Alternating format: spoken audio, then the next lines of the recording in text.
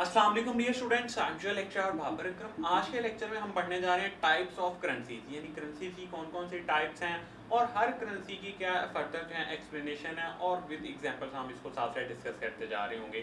तो let's start. First of all हम discuss करते हैं टाइप्स ऑफ करेंसीज। कौन सी फर्स्ट टाइप आती है? Presentation currency. प्रेजेंटेशन करेंसी क्या, यानी अब आपको नाम से ही थोड़ा सा समझ आ रहा होगा, यानी मेरी समझाने का मेथड ही होता है कि जो वर्ड हो उससे साथ में आपको कोई रिलेशन जो है वो डेवलप करके बताऊं, ताकि आपके माइंड में जो है वो चीज टक रहे।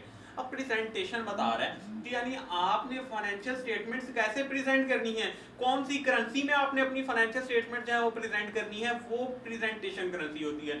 अब प्रेजेंटेशन करेंसी अब पढ़ने से पहले थोड़ा सा देखिए कि बताता है आपने प्रेजेंट कहाँ पे करनी है। अगर तो आप पाकिस्तान की स्टॉक एक्सचेंज पे लिस्टेड होंगे तो वहां पे क्या आप डॉलर की करेंसी में प्रेजेंट करेंगे? नहीं।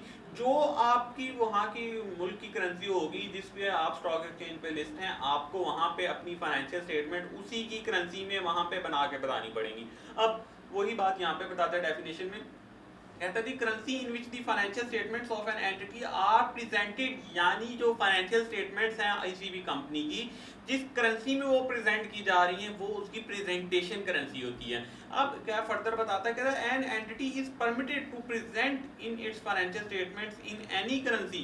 कहता है जी फाइनेंशियल स्टेटमेंट्स के जो है आप जो है वो किसी भी करेंसी में बना सकते हैं, आपके कोई ये जो है वो कोई लिमिटेशन नहीं है। हाँ, कहता है the reporting currency is often the same as the functional currency but does not have to be, an entity may have more than one presentation currency। यानी आपको नॉर्मली क्या होता है कि एक एंटिटी जो है वो एक से ज्यादा करेंसी में प्रेजेंट कर रही होती है। लेट्स सपोज अगर कोई मल्टीनेशनल कंपनी है, पाकिस्तान में भी जो है वो लिस्टेड है और बाहर फॉरेन में भी लेट्स सपोज आप कह सकते हैं जी लंदन की स्टॉक एक्सचेंज पे लिस्टेड है, तो वो वहां पे क्या होगा, वो पाउंड में भी बना रही होगी और यहाँ पे वो पाकिस्तानी करेंसी में भी बना रही होगी। अब फंक्शनल करेंसी क्या कहता है? कहता है जी the currency of the primary economic environments in which an entity operates. आपको फंक्शनल करेंसी क्या होती है एक नॉर्मली कि एक ऐसी करेंसी यानी जिसमें आपकी कंपनी जो है वो ऑपरेट कर रही हो। लेट्स सपोज मैं एक छोटी सी एग्जांपल से समझाता हूँ, यानी कंपनी जो है वो हमारी पाकिस्तान में रजिस्टर्ड है, लेकिन काम सारा उसका, फंक्शन सारा उसका, लेबर जितनी भी है, जितनी भी पेमेंट्स हैं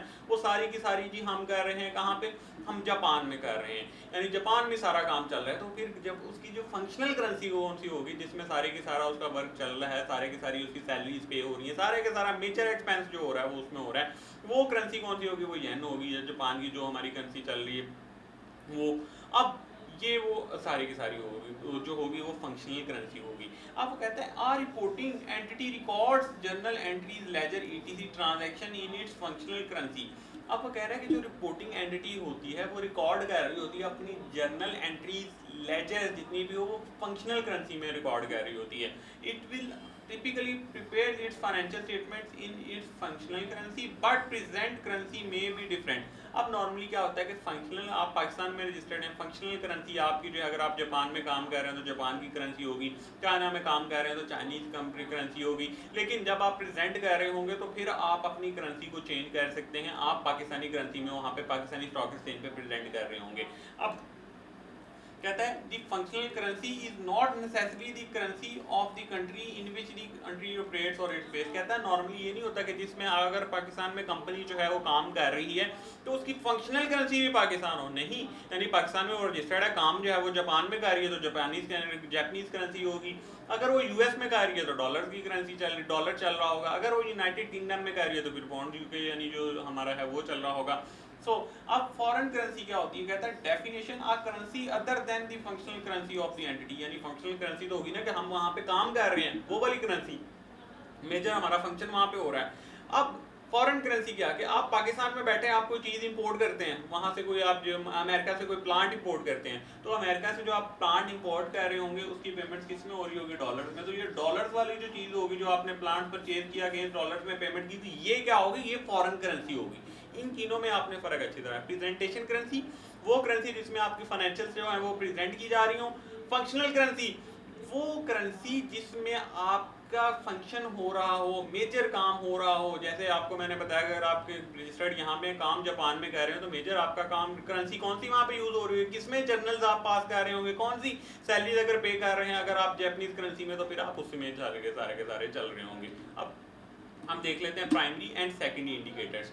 आपको कहता है जी करेंसी, अब प्राइमरी एंड सेकेंडरी इंडिकेटर्स किसके, आपकी फंक्शनल करेंसी के मैं रिलेटेड बता रहा हूँ कि फंक्शनल करेंसी अगर आपको ना पता चल रही हो तो फिर आपको कैसे कर सकते हैं, इसके कुछ इंडिकेटर्स हैं। वो कहता है the currency that mainly influence sale price of a goods and services, often the currency in which prices are denominated and settled, and the currency of the country whose competitive forces and regulations mainly determine the sale price of its goods and services। यानी वो कह रहा है कि जो currency आपकी जो influence कर रही हो सेल प्राइसेस को, जो गुड्स होती हैं, जो सर्विसेज आप प्रोवाइड कर रहे हो उनको, वो आपकी फंक्शनल करेंसी होगी। अगर आपको फिर भी नहीं पता चल रहा, आप डिटरमाइन नहीं कर पा रहे हो, कहता है सेकंड ये है कि the currency that mainly influence labour material and other cost of providing goods or services, often the currency in which the prices are denominated and settled। यानी क्या, जिससे आप लेबर पे कर रहे हैं जिस करेंसी में आपको मटेरियल परचेज कर रहे हैं, जिस करेंसी में other cost of providing goods and services आपको जो है वो पे करनी पड़ रही है, तो ये जो होगी वो सारी की सारी आपकी फंक्शनल करेंसी होगी।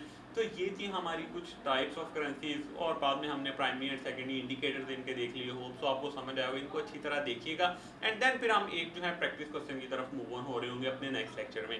सो that's all for today, thank you and अल्लाह हाफिज़।